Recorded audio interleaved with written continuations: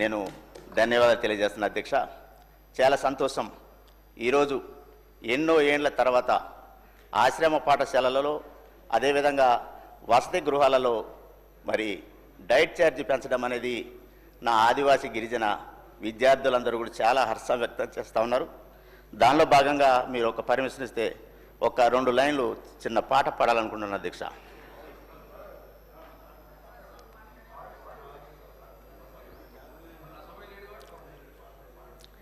ధన్యవాదాలు అధ్యక్ష. నా ఆదివాసీ గిరిజన జాతి అంతా కూడా ఆశ్రమ పాఠశాలల్ని ఒక దేవాలయంగా భావించేటటువంటి తరుణంలో ఆలయం ఆలయం దేవాలయం ఇది గిరిజన ఆశ్రమ విద్యాలయం. ఆలయం ఆలయం దేవాలయం ఇది గిరిజన ఆశ్రమ విద్యాలయం. గిరికోనలలో వెలసిన విద్యాలయం వనవాసి విద్యార్థుల జ్ఞాన జ్యోతి నిలయం. గిరికోనలలో వెలసిన విద్యాలయం వనవాసి విద్యార్థుల జ్ఞాన జ్యోతి నిలయం. ఎల్లలు లేని విద్యార్థికి కన్న తల్లి, ఎల్లలు లేని విద్యార్థికి కన్న తల్లి, కల్లలు ఎరుగని గిరిజన విద్యాలయం. కల్లలు ఎరుగని గిరిజన విద్యాలయం. ఆలయం ఆలయం దేవాలయం ఇది గిరిజన ఆశ్రమ విద్యాలయం.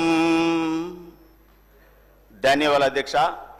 ఈ తరుణంలో నా యొక్క ఆశ్రమ స్కూల్ యొక్క పాఠశాలల నుండి విద్యార్థి లోకం కూడా ఒక చిన్న మనవి కోరుతూ ఉన్నది. ఏదైతే గురుకులంలో కానీ కస్తూర్బాలో కానీ ఏదైతే ఇంటర్మీడియట్ అప్గ్రేడేషన్ చేయటం జరిగిందో, అదేవిధంగా ఎన్నో ఏండ్ల తరబడి ఆశ్రమ స్కూల్ వ్యవస్థ ఏర్పడినప్పటి నుండి కూడా ఈ రోజు వరకు కూడా ఇంటర్మీడియట్ అప్గ్రేడేషన్ కాలేదని కూడా నా ఆదివాసీ గిరిజన ప్రాంత ఆశ్రమ స్కూల్ విద్యార్థులందరూ కోరుతూ ఉన్నారు. సార్, మీ ద్వారా ప్రభుత్వానికి సీఎం గారికి ప్రత్యేకంగా ఆశ్రమ స్కూళ్లను కూడా ఇంటర్మీడియట్ అప్గ్రేడేషన్ చేయవలసిందిగా తమరి ద్వారా నేను విన్నవిస్తున్నాను అధ్యక్ష. ధన్యవాదములు. అధ్యక్ష,